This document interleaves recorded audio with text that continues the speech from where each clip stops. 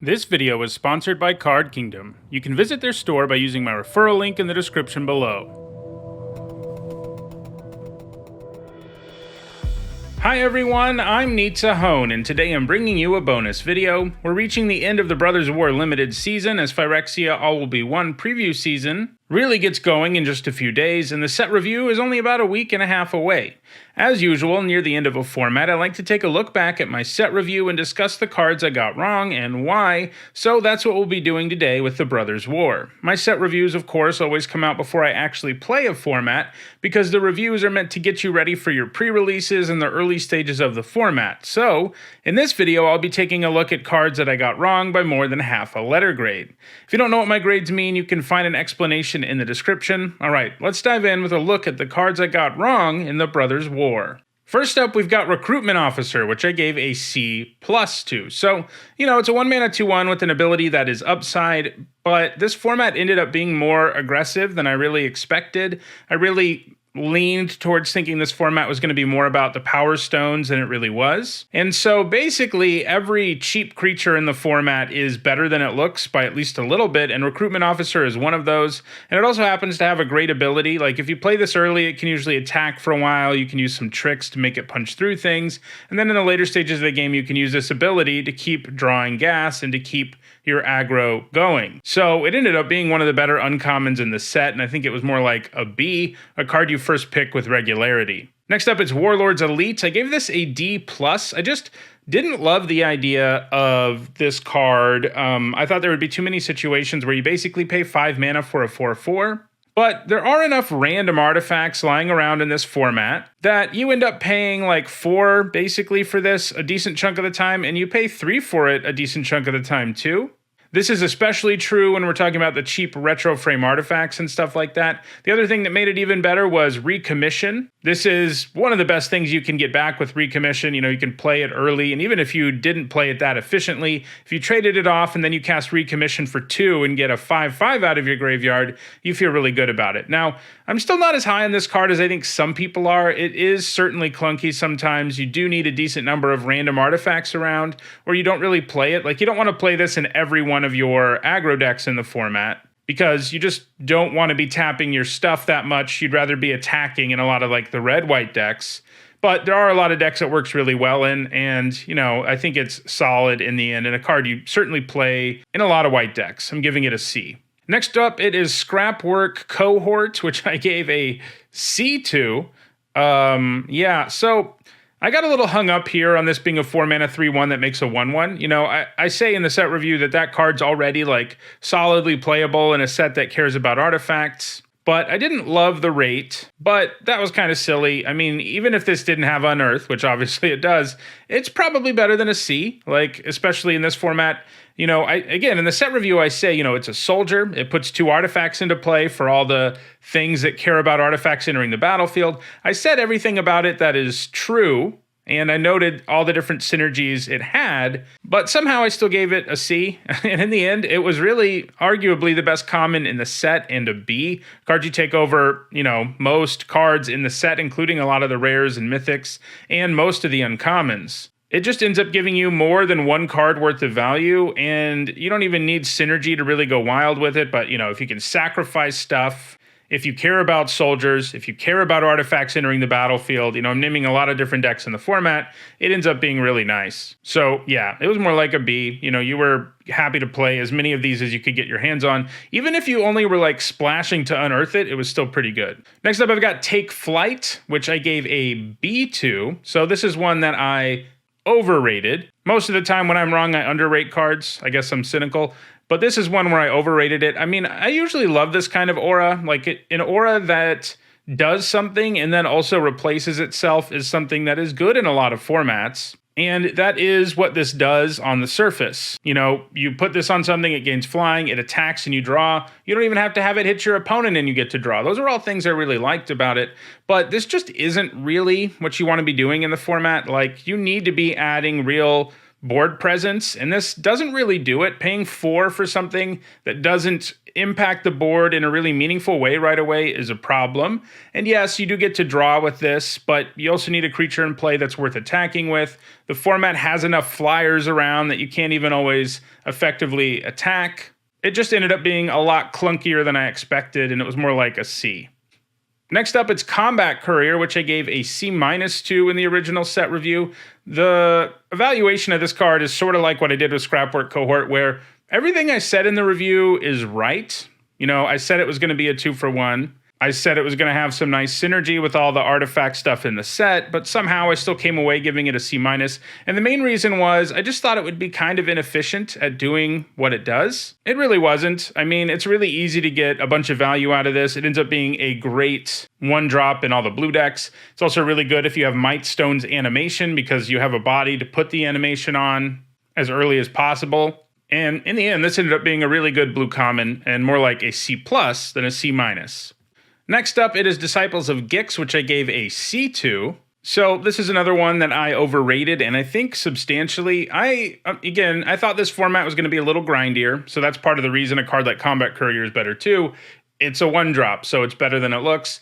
And all the things that are like slow, clunky cards are worse than they might have otherwise been. I convinced myself that this would be an okay inclusion in some like grindy graveyard decks because most of the time, I thought you could pay 6 for a 4/4 and it effectively would draw you a card worth of value, and that seemed pretty good to me. But it's just too expensive, it's too inefficient, it's easily outclassed, and its enter the battlefield ability, sure, can set up some value for you, but this just isn't the format where you want to be playing a 6-mana 4/4.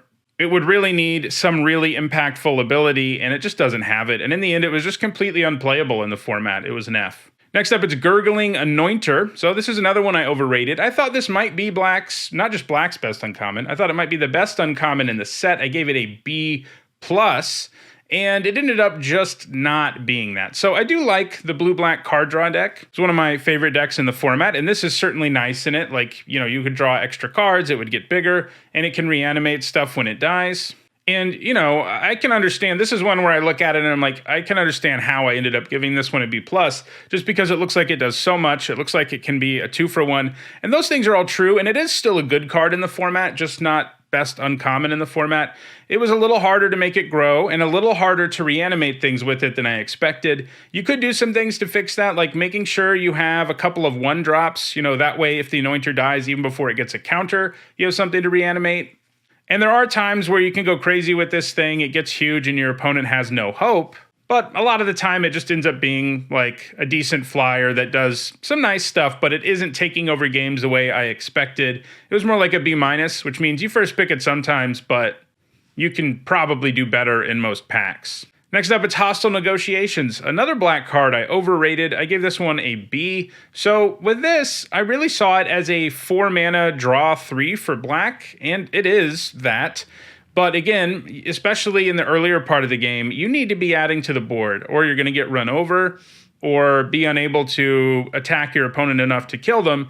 And in a format where you had to get things going on most turns, paying 4 to lose 3 life and draw 3, even at instant speed, wasn't nearly as good as I expected it to be. It was also kind of a bummer. It doesn't work with the, draw your second cards like Gurgling Anointer because you don't technically draw the cards, and that was a bit of a bummer. I think you played this some of the time in your black decks, but it was more like a C. Next up, it's No One Left Behind, another black card overrated. That's interesting that I overrated all of these black cards. I gave this one a B, so I really like the look of this.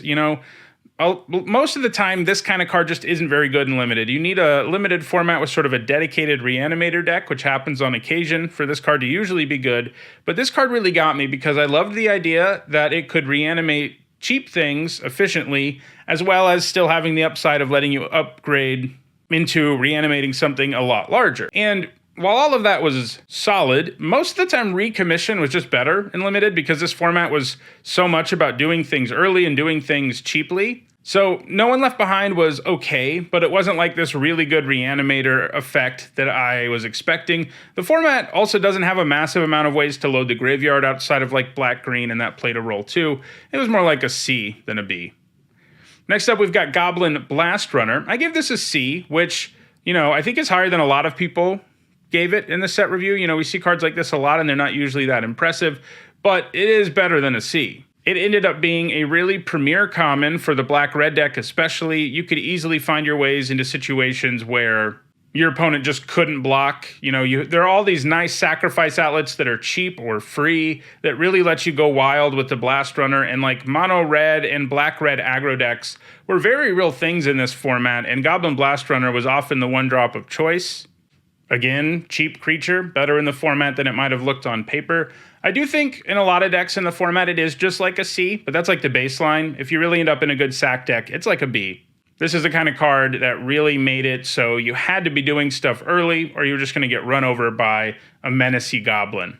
On a related note, there is Sardian Cliff Stomper. So I gave this a build around grade. I gave it an F in your typical red deck, 2-color red deck in the format, and a C in like a mono red deck. What I really didn't like about it, you know, even in a mono red deck, it's not like I was blown away by it. Obviously, you always play it in a mono red deck. But what I really didn't like about it is that it didn't really do anything, you know, in terms of buffing its power until you got to 4 or more mountains, which was really annoying to me. And it does make the card a lot worse than it would otherwise be. But it turned out it was a little better, even in 2-color decks, than I expected, and it also turned out that mono-red aggro was such a real deck in the format that it deserves a higher grade than a C in a mono-red aggro deck. In that deck, this ends up just being such an efficient beater. I mean, it almost feels like Tarmogoyf in that deck. So it was more like a build around, you know, D in like your typical red deck. That's 2 colors, and a B- in a mono red deck. There's also Scrapwork Mutt, yet another one of these common unearthers that I just underrated, you know, how much value you can get out of them. I gave it a C, you know, indicating I think this is a solid common, but this is sort of like Scrapwork Cohort. It's one of the best commons in the entire format in the end. It did so many different things, you know, all of these little things that it does for the mana cost and the cost of only using 1 card, it ended up being really significant. You know, it was a great sacrifice outlet. It dug you deeper into your library. It's an artifact for all the things that care about that. It's a 2-drop in a format where you really need to have 1 and 2s, especially in red. So in the end, it ended up being a B-. Next, I've got Philology Excavation. You know, this card's really emblematic of where I was wrong about the format. You know, I thought this was going to be a format where Power Stone Ramp was neat. You could play Philology Excavation on turn 4 maybe with some ramp, get 3 tapped Power Stones, and then on your next turn just slam an 8-mana artifact. And that happens sometimes, but in this format, it really ended up being difficult to actually be this crazy ramp deck that plays the expensive artifacts in the format. And paying 5 for something that doesn't add to the board immediately just doesn't help. You know, I thought you gaining the 3 life would help offset that a little bit, but the format ended up being even more aggressive than I really ever expected. And so gaining 3 life just isn't enough. Most of the time, if you're playing this on turn 5 and your opponent is like a typical deck in the format, you're just going to lose because you didn't do anything with your mana on turn 5, and your opponent can really be assertive on their turn. So I gave this a C+, you know, saying, yeah, this is a card you'll play in a lot of green decks, but it was really just an F. Casting this was a good way to lose the game. Next up, we got Deathbloom Ritualist. Here's one I overrated, and this one, I don't know what came over me, really. I gave it a B+, and you know, when people, the multicolored video was the first one to go up, and when that video came up right away, and people were pointing out, like, how is this a B+? It's a 5-mana 3/5 that doesn't even always tap for mana. And yeah, once people started saying that, I was like, yeah, it's probably not a B+. I was really overrating it. I think it was just a huge mistake too. Even if this format ended up being super ramp heavy, which I thought it would be, it's probably still not a B+, but in the end, the format wasn't ramp heavy at all. And this is more like a C-. Like, it's an okay inclusion if you're in black-green, but man, it is definitely not a B+. Next up, we got Junkyard Genius. I gave this a B. You know, I thought this was going to be really good. I love the idea that it gives you a Power Stone. I love the activated ability, which I knew could just turn so many different boards into lethal. So I was really high on this card, but I wasn't high enough. I think it was more like an A-. I think it was legitimately an uncommon bomb, you know, in the lower bomb range. If you can use this ability once or twice, it often just ends the game, and you get a Power Stone no matter what. So even if your opponent kills it, which it does die to a lot of things, you get some significant value. And if they don't kill it, they're probably going to lose. And that's, pretty much what a bomb is. Combining this with a bunch of commons in the format that love it when you sacrifice things like the Goblin we talked about earlier is just absolutely insane. And it was very easy to build an insane black-red deck using just commons and uncommons. And that is what, in a lot of ways, made that deck one of the best in the format. And this was the best Signpost uncommon in the set. It was just crazy strong. You first pick it almost every time you see it, even though it's gold. Next up, another Signpost uncommon, Yodian Dissident. I gave this one a B-. So again, I was reasonably high on it. I love the idea of putting counters on things when you play artifacts. And I recognize that there were some sweet combos you could do with it, like playing Scrapwork Cohort, but there were even more of those around than I expected. There are lots of cards that make multiple bodies. It works well with Unearth. A bunch of artifacts in the set have it, and you can trigger it again. And the other thing is I got definitely too hung up on the fact that it's only a 1/1 and dies to everything. That's true, but this is something that, if left unchecked, can really get going. I don't quite think it's a bomb like Junkyard Genius, but it ended up being a really great Signpost uncommon. I gave it, now I would give it a B+. Next up, there is Su-Chi Cave Guard. Another one I overrated, and you can see where I'm going here. I gave this a B. So in my world, where this format was going to be a neat ramp format, where the blue-green deck could do all kinds of crazy ramp things, I looked at Su-Chi Cave Guard and thought of it as like the premier thing that's not rare or mythic for you to ramp into. It seems really sweet, right? It's an 8-mana 8/8 with Vigilance, Ward 4. When it dies, you get mana. And I was like, yeah, why wouldn't I want to ramp into this after I cast my Philology Excavation? And, if this format was one that let you do that, it would have been pretty cool, but it just wasn't. If you start casting big spells in this format, it's usually because the game has gone super long and not because you've managed to ramp into stuff. Because if you're spending time making mana and not adding to the board, you're going to die before you ever get this much mana. What's more is, even if you did want to ramp into things, all the prototype things in the format were pretty much just better because you could play them early if you needed to, which was absolutely necessary for those cards. And then in the late game, you could cast, a 10-mana 10/10 with Reach and Trample. And, while that card in a vacuum certainly doesn't look as good as Su-Chi Cave Guard, the fact that you could play it earlier as a 5-mana 3/5 with Reach and Trample was a big deal. I think I overrated this card. Even if this did end up being a ramp format, you probably still prefer like the expensive prototype creatures over it because even when things go wrong, you can cast them. Not true with Su-Chi Cave Guard. So in the end, I think it was like a D, and maybe that's generous. There's also one retro frame artifact I wanted to address, and that is Swiftfoot Boots, which I gave a B- to. This one's interesting. Initially, when this card showed itself in the retro frame artifacts, I looked at it and just thought it wouldn't be good, And this kind of effect usually isn't good because your creature already needs to be good when you put this on it, or it doesn't really do anything. Putting this on a mediocre creature or just like a random 4-drop or whatever, it's not impressive.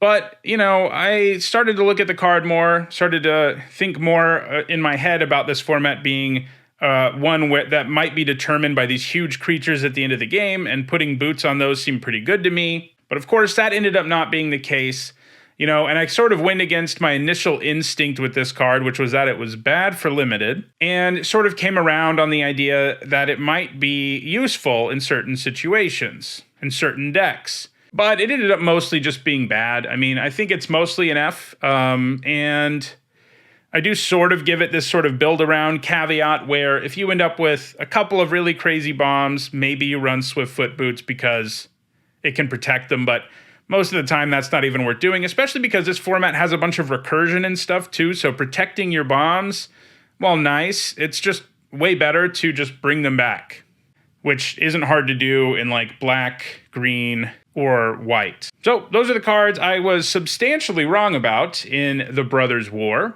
If you enjoyed this video, don't forget to like it and share it. If you want to make sure you catch the upcoming set review, don't forget to subscribe and turn on notifications. And if you want to go the extra mile in supporting me and the channel, you can do so by becoming a channel member, a patron, or by buying Nizzanotes merch. You can do all of those things by following links in the description. Thanks for watching.